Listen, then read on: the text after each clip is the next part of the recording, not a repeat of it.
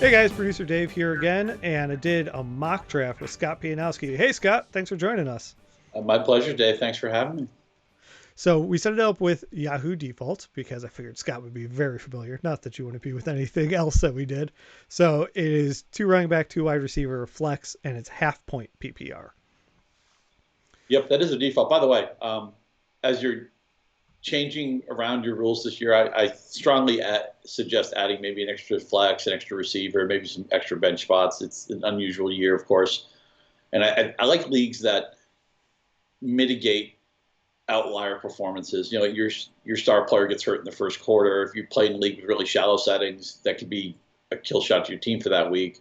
So I just like using more starters. That's what I would do in a league that I set up. But you know, everybody's different. There's no perfect answer to this. I just think that given, and we talked about this on an earlier podcast with Chris Harris, I think this is a year more than ever that I'd be very look at what baseball's doing with all the different rules and stuff. And obviously, it's an unusual year for everybody. I think this is a good year to maybe get funky with your settings. And one thing I would do in a lot of leagues is just add more roster positions. So I just want to stump for that before we get started about our mock today.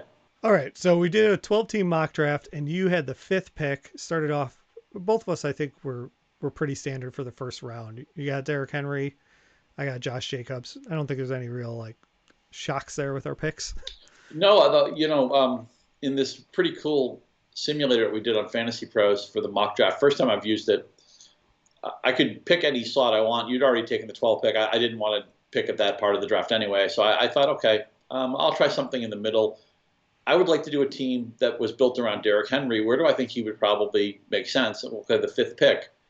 So I get into the draft room, and it's a really cool applet, but I'd never used it before, so I had no familiarity with it.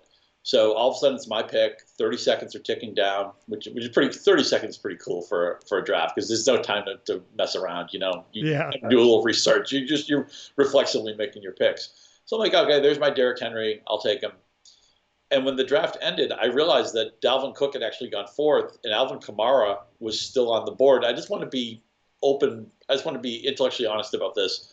In a draft, I might have taken Kamara. I did this mock to kind of build a team around Derrick Henry. I wanted to see how that team would look like, and I just figured the first 4 running backs would be actually. By the way, McCaffrey actually went 2nd in this draft too, which is very interesting. But I figured the first 4 picks would be McCaffrey, Barkley, Elliott, and Kamara in some order. And then Henry made sense at 5. If I had been in a real draft, I might have taken Kamara. So if anybody looks at my rankings like, hey, wait a minute, you have Kamara Hara, what are you doing here? I just want to be upfront about that. I don't think there's a big difference. I think you could prefer Henry to Kamara. If I drafted 100 times, I'd probably split it up 60-40 in some way. But my goal here was just to see what a draft would be like in the middle slot, built around Henry, built around a running back, really. That's the takeaway for me is that if I feel good about the running back I can get in the first round, wherever I'm picking, if I see a running back, I like that guy, I can hitch my wagon, he's a bell cow, or he's a path to being the best running back in fantasy, which I think all of these guys have, I'm going to start there, and then I'm going to look to start pounding the other position. So, running back in the first round, this is not anything revolutionary. I mean, we've been doing this since the cavemen invented fantasy football. But, here I am with a running back. Now, with Henry, PPR format, I know he didn't catch a lot of passes last year. He was actually really productive when they did use him in the passing game. I think he might have 35 or 40 catch upside. He's never going to be one of these guys who, the 3-down back. But I feel like they could use him a little bit more in that part of the game. And even if they don't, I think Tennessee's very patient with their running game, even when they fall behind. I don't think he's going to be somebody you have to worry about the game script. Oh, what if the Titans don't win this week? What if they fall behind? Derrick Henry's going to get 9 carries. I never worry about that happening. They're also in a very favorable division. Jacksonville might be the worst team in football. The schedule looks really good for whatever we can know about the schedule in the summer. So I guess the bottom line is, as Chris would say with flag players, Derrick Henry's a flag player for me. I'm really comfortable taking him where his ADP slots him. And if I have a middle pick, he's going to be the guy that I'm targeting. We'll get back to the mock draft in a second, but first I wanted to say thank you to DraftKings for partnering with us to bring you this mock draft. DraftKings is where we play all season long, and we've got viewer contests where you can join for only $5 every single week. And if you don't already play on DraftKings, they've got a cool promo going right now. So it's a golden ticket contest. If you sign up right now using the promo code HarrisTube, you can enter to win this golden ticket contest, and then one lucky winner from there will walk away with a $1 million cash prize. But even if you don't, you get to instantly win between $5,000 or $25,000 Go ahead and claim that. And then you get to play with us all season long on DraftKings. Thanks again to DraftKings for sponsoring this video, and hopefully you go sign up using the promo code HarrisTube. All right, so I took Josh Jacobs, and you mentioned in your thing about Chris and flag players. That's actually what I came in. So you came in wanting to build around Derrick Henry. I came in to just see how many of Chris's flag players I could get in the draft. Okay. I wrote them down on paper, and I just wanted to attack that. So Jacobs is one of his flag players, and Mixon wasn't on the list this year, but it's kind of honorary mention because Mixon's been there for like 3 years. But Mixon went right before me. So instead of doing running back, I thought, well, let's look if I take the tight end early. I'm normally always waiting on tight end and quarterback, but I wanted it to change it up, kind of the way you said. You normally would have Kamara ahead of Henry, but we're testing some things out here, and I wanted to see what it went. So I went with Travis Kelce earlier than his ADP would probably do, but I knew he wouldn't make it back to me, that I had to grab him in the second round if I wanted to try that. Right, and I don't see. I mean, you could have built with running back, receiver. It would have made sense. You could have gotten a second running back, of course. I think Travis Kelce or George Kittle there. Interestingly, he went all the way at the end of the second round, but I think they're perfectly reasonable second round picks. I generally haven't done that. What I've been trying to do is see if I can get a good value on a Mark Andrews, and which actually I had an option to get Andrews later and passed on him.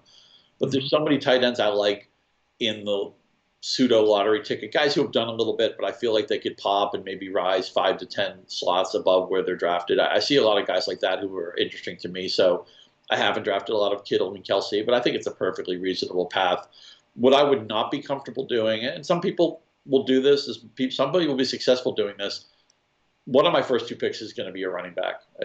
I'm not going to start receiver. I'm not going to start receiver tight end. I'm certainly not going to start with 2 tight ends. Yeah, I'm not going to take a Mahomes or a Jackson. The quarterback is, as we all know, is ridiculously deep. So that's one thing. I'm going to have at least the one running back, and I like that you got Jacobs. The Raiders, they want to run the ball. They have a great offensive line. He's so good after contact. I think he led the league in yards after contact last year, which just shows it's a very sticky stat and it's an ability stat. So I like that you got Jacobs there. I think the build with Kelce is perfectly reasonable. I'm not doing it a lot, but that's not any way a comment against Kelce. And, if you can get tied to Andy Reid, the great thing is, look, I'm not going to draft Patrick Mahomes, but I still, because the price is too expensive and the position so deep, but I want exposure to Patrick Mahomes, and you get that, via Kelce. Yeah. So coming back through, you went with Aaron Jones, so you ended up going running back, and locked up that scary position early. Yeah, I haven't done this very much this year, and if this setting were 3 receivers in a flex rather than 2, I probably just would have gotten my receiver build started. And Aaron Jones is one of those guys that I think we make a mistake sometimes with guys like Jones. He has 19 touchdowns, I think it was. They draft a running back in the second round, and a lot of people just say, well, regression, and they leave the room. Regression, they drop the mic. He can regress and still score 7, 8, 10 touchdowns, 12 touchdowns. I mean, he can still give up a lot of last year's stats and be a good player. And I'm not convinced that the running backs behind him are a major threat to his play. If he loses 5 to 10% of his touches or his volume in the offense, I could still live with that. I thought this was kind of the bottom of his range, as late as you can get him. I wasn't thinking I was going to get him, even with just 2 receivers required. I thought I'd probably take a receiver here. But the receivers I'm looking at, Godwin, Robinson, Galladay, Ridley, Evans, Thielen, the next 6 guys who went, they all kind of look the same to me. And so I thought, okay, this is a good time to maybe just lock up the 2-step running backs. Miles Sanders was also available, who I might have considered stronger if he had been a bell cow before, if he had maybe a smoother summer. He's been a little bit dinged up. But I usually am taking a receiver in this spot. It just seemed like the value on Aaron Jones was pretty good, so I scooped it up. Yeah. And you got your receiver when he came back around. You got Thielen, who's a player on Chris's flag list. You grabbed Thielen, and I went, oh no, my attempt is out the window already, Scott. Yeah, I've actually built some teams where I've gone receiver heavy after that first running back, and I have Thielen as a second or third receiver, and I love those teams. It speaks to this is a very, I think, glutted tier of a lot of players who are similar. With Thielen, I think he's more athletic than he's given credit for, and he's. I know it's a chicken egg thing with receivers. Do you want the opportunity, or do you want an offense that protects you because there's other threats in it? I think a lot of people look at Minnesota's passing and say, well, wait a minute. Thielen's going to be the obvious target for defenses to try to erase him. Is that a bad thing? I say, you know what? Bring on the targets. I think he's got a good shot at I would right now would put down like 150 as a projection, and I think like 170, 180 could be in range because there's just not a major threat. They drafted a first round receiver. We'll see how well the development goes. Maybe Irv Smith takes a step forward in his second year, but it just looks like their passing game is going to be Thielen, and then let's try Thielen. So the opportunity, I know he's getting close to that age where we start to get nervous, but Adam Thielen in the third or fourth round this year, I'm going to take a lot of that. You took Thielen. I'm not going to focus as much on my team because, like I already said, what I was doing Chris's flag players. Chris has Le'Veon Bell, which was a little bit of a reach, but again, I'm at the turn and I was trying to give the flag guys. So it was Robert Woods and Le'Veon Bell. This start wasn't great for me because I end up being very weak at receiver because I end up grabbing the early tight end and not getting a couple guys here. Like it shows more in the next round, but so at the turn I went with Bell and Woods. And then, yeah, I mean, I think the Rams receiver, I think it's a very narrow usage tree there. Obviously, they got rid of Brandon Cooks, and we know Woods is he can't be as touchdown unlucky as he was last year. I mean, I don't think he's going to score 10 touchdowns or 9 touchdowns or something, but he's going to probably score 5 to 7, maybe 8. And you get like that sneaky 140 rushing yards that he'll get. And remember, everybody loved Sean McVay 15 minutes ago. I still think Sean McVay is a really good football coach, and the Rams are going to have a good offense. Will it be a top 5 offense? Maybe not, but I'd be very surprised if it wasn't a top 10 offense. I think it's a team that we still want to make investments in, and I think Woods or Cup is available there too. I think either one of them would have been a reasonable pick, and that kind of ties into my pick. I took Tyler Lockett. And Lockett and Metcalf are going to go close to each other. I don't have a great answer of which receiver is better. I have some of both. I'm leaning a little bit towards Lockett because he's got a little bit more of a resume. I was also considering Terry McLaurin with my 4th pick, and knowing that he probably wouldn't get back to me, but I felt that way about Lockett too. So, and Mark Andrews is a guy who I'm often taking in the 4th round. His efficiency is going to dip, but I think the extra snaps he's likely to pick up will make up for that. And then the Ravens are not. They're not going to go 14-2 again. They're not going to win all these blowout games. They're going to have more games where Jackson has to throw 35 or 40 times. It just didn't happen a lot last year. I think Andrews in the 4th round makes a lot of sense. I decided to go Lockett here just because I really like to. There are so many good like wide receiver 4s or wide receiver 5s out there that you can tell yourself a story about. I like to have receivers I'm never going to bench because they're too good to bench. I want to have some real iron at that position. So with an eye towards that, my first 2 picks obviously weren't receivers. I thought, okay, a lot of times I would take Andrews here, especially if I'd taken a receiver in the 2nd round because I hadn't. I decided to get locked in with Tyler Lockett, Russell Wilson. Maybe this is the year Seattle ups the tempo on offense, but even if they don't, even if Tyler Lockett is just the guy he's been the last 2 years, I'm really comfortable with him in this spot. Yeah, I mean, they're still going to throw 30 passes a game. Like, it's not like he's going to be hurting. So you didn't grab Mark Andrews. So you did next round go grab your tight end, Zach Ertz. And if I kind of talk about it twofold, you got Ertz, but you also later took Mike Gesicki. If we're jumping all the way forward here, because I'm bringing up the fact that you ended up with 2 tight ends, was Gesicki a value pick? Is it because it's 2020 and you want to have a little more depth, or all of the above? What was kind of the plan here? Yeah, it might seem weird, right? I mean, a lot of people would say that the great thing about drafting a guy like Ertz or Kelsey or Andrews or one of these guys is that you don't have to, now you can focus on other positions. You're not going to take any more tight ends. And I guess I'm torn because there are so many breakout or pseudo breakout tight ends that I'm interested in taking. And the problem when you take a vanity tight end is then you're going to be out of that market. And by the time I took Gesicki, that's the time where my draft strategy just changes to pick somebody who excites you, pick somebody who you think could be next year will move up 4 or 5 draft rounds, and that's how I feel about Gesicki. So maybe it doesn't make sense because I took Ertz, but Gesicki was in the who on the board excites me now. I don't care what position he plays, just take somebody who hits you in all the fields, and I do feel that way about Gesicki, and also Chase Edmonds in the following round, who I feel really good about, but that's a few rounds later. I feel like I got Ertz about as late as you can get him in the 5th round. This feels pretty late for him, and he's got that mind meld with Carson Wentz. We'll see if Philadelphia can solve their receiver problem. They obviously drafted a receiver in the 1st round. Jeffrey's really old. Jackson's really old. I just feel like even though the Eagles always go in with a plan that they're going to spread the ball around more, it always ends up being, Ertz is getting 130 targets. So I feel like him in the 5th round, maybe it's not the sexiest pick because he's been around for a while and he's kind of hit his plateau.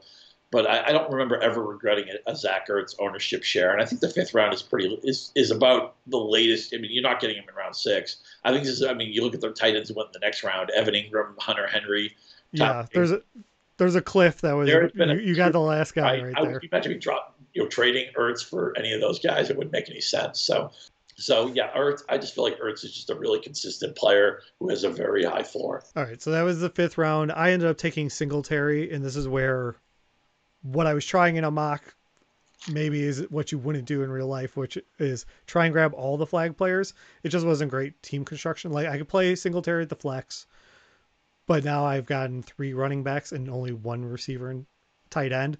Honestly, what this tells me is I probably wouldn't have taken Bell earlier. I would, like you were talking about, really wanting to get a top wide receiver, even if it wasn't like a top 5. I'd feel better about this team construction. Sure. The other thing is Singletary might not be here in round 5. We did this mock draft on Fantasy Pros because we were able to do the private room, but it's going to be really important for anyone else who's watching this to like look at the ADP on the site of your league and do the mock drafts Absolutely. There, because that's going to really influence it.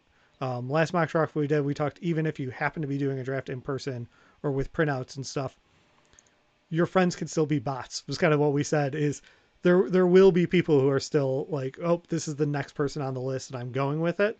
And there's a spot for you to capitalize on that by knowing whether or not someone might not make it back to you. So Singletary going this late made me say, oh, I would have rather not have a running back. I'm not sure he's always going to be here coming into round 5 though. So it's something, that maybe it worked here, but might not work. Usage will vary. Let's say that. Yeah, your mileage definitely going to vary. You have to play to your room. And would that be the opponents in your room or the applet that you're drafting on?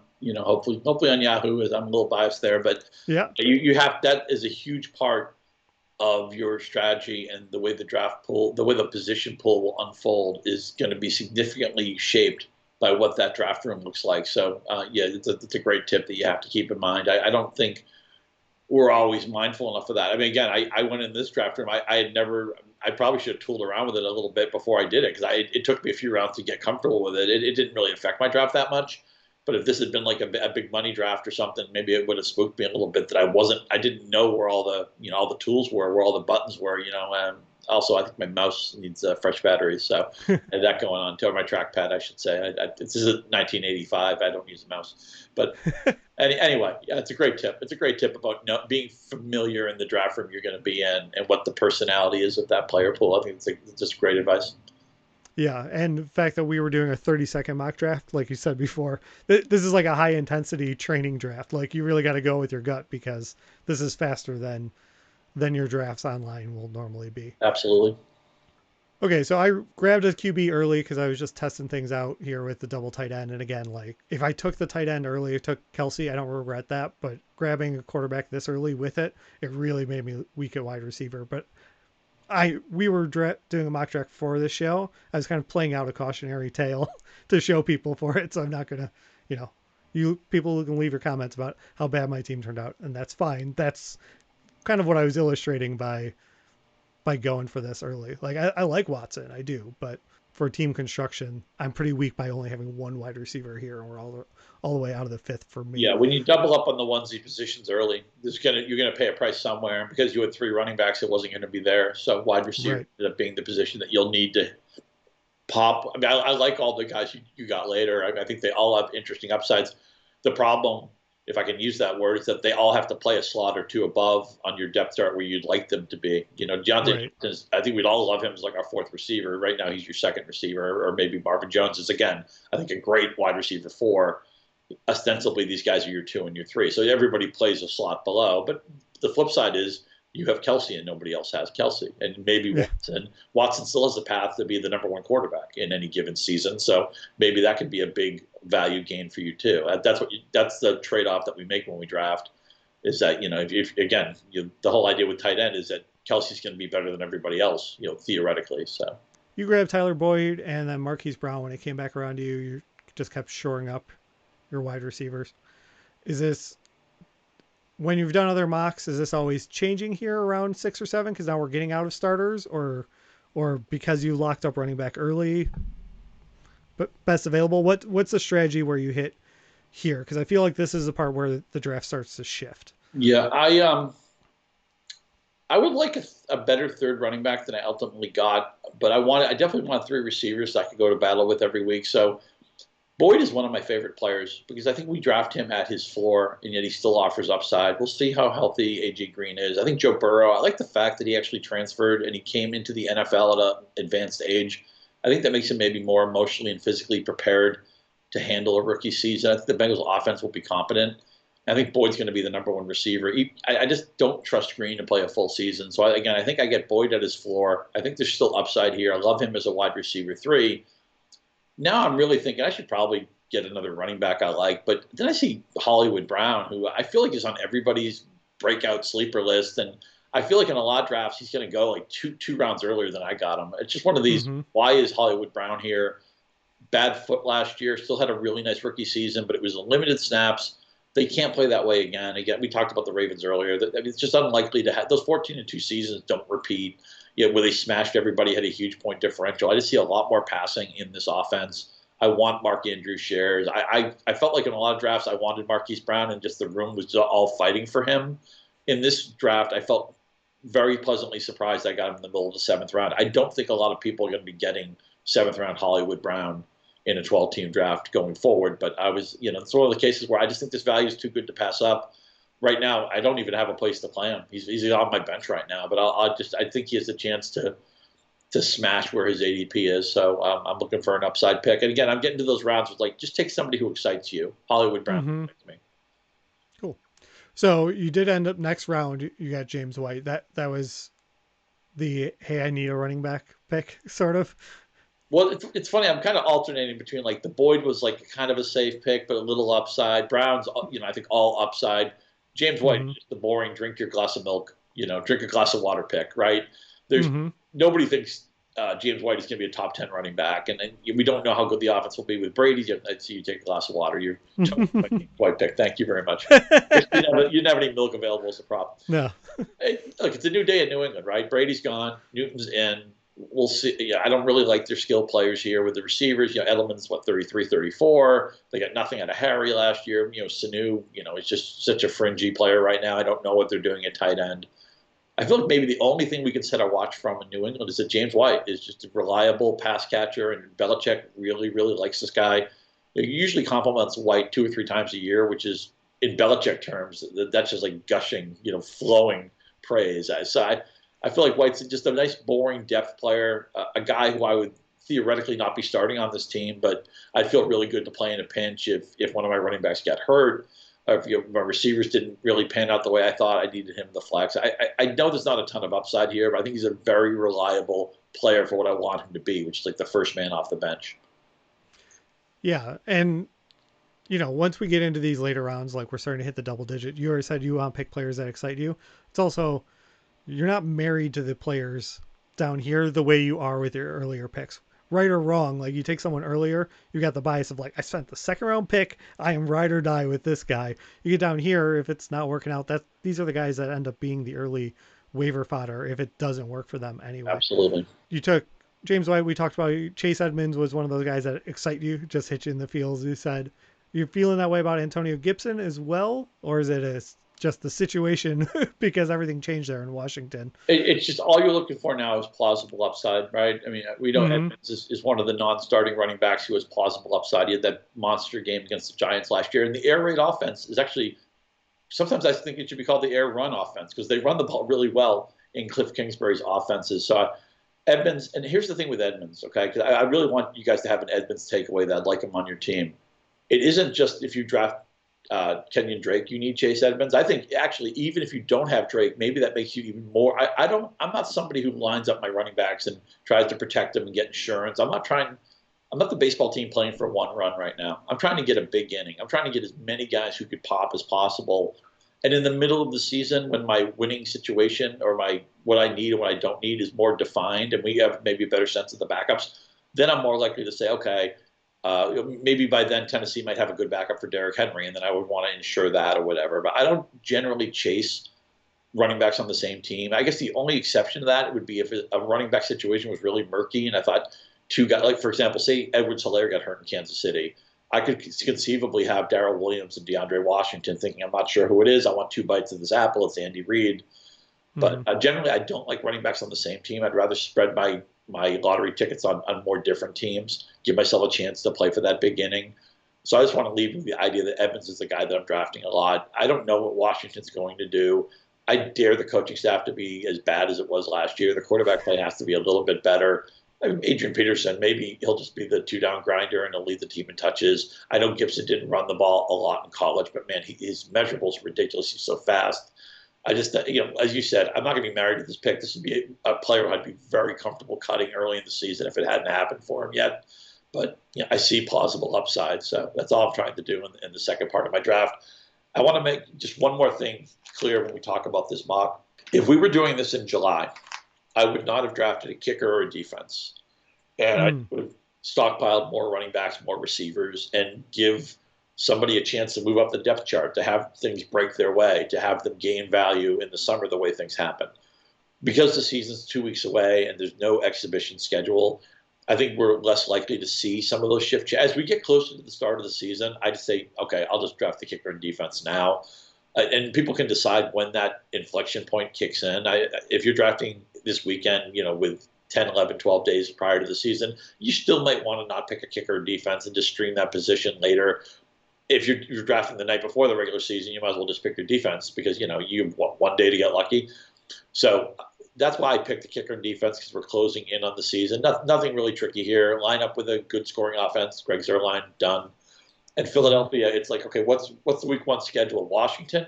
Okay, I could see them, throwing interceptions or playing sloppy on offense. The Eagles will be favored to win that game. So you're usually with my defense. A lot of times it's just a September schedule or even a week 1 schedule. That's how I'm going to pinpoint who I pick. But again, this weekend you may decide, don't even pick a kicker in defense. Let's take one more lottery ticket at running back, one more lottery ticket at receiver, and see if we can get something to break our way before the season starts. I did the same. I took both here for the mock, but when the website doesn't force you to fill every roster spot, I personally like to have that lotto ticket just in case. It was a couple days ago that we heard that Montgomery left the field injured. Like, Tariq Cohen's not going this late now, but he was probably later than round 9 a couple days ago. Someone got Boston Scott in this mock in round 13. If we had heard something about Sanders and you happen to have Boston Scott, you'd feel a lot better about that than a kicker. Like, nothing's going to happen in the next 2 weeks that made you go, woo, Zuerlein, right? The kicker, right? I mean, look, Justin Tucker's great. I guess with Butker, the KC connection, I can see it. But nobody's ever said, I nailed my draft. I had a great season. I was making good pickups. I was making good trades. I just couldn't solve the kicker. I just couldn't find a good kicker. Nobody's ever said that. I know we all remember when we got knocked out in the playoffs because a kicker missed a 28-yard field goal or something. People tend to remember those things. But there will be an interesting kicker to pick up on waivers every week. You need one. That will never be a problem. And, and if you get lucky and they kick 3 or 4 field goals, great. If the week they only score extra touchdowns, you get extra points, whatever, you deal with it. If you want to get rid of kickers in your league, I'm fine with that too. But I'm not going to sweat kicker. I think one time I went after a kicker early. I think everybody does it once in their life and then realizes how silly it is. I'm embarrassed to say that I did this once in the 90s, and I'm like, I'm never doing that again. It's just too much. The replacement value is way too high, obviously. I'm saying the obvious here. Everybody who listens to this channel is smart enough to figure that out for themselves. Well, hopefully. We appreciate them listening and watching this channel, and we appreciate you coming on the show. So thank you, Scott. Everyone, like, subscribe, leave a comment below, and we'll talk to you guys later. Thanks so much for watching. Please, please, please smash that like button, write a comment, tell us who else you'd like to see us review film on, and of course, best of all, please subscribe to our channel and then click that little bell above the subscribe button and you'll be notified whenever we post a new video.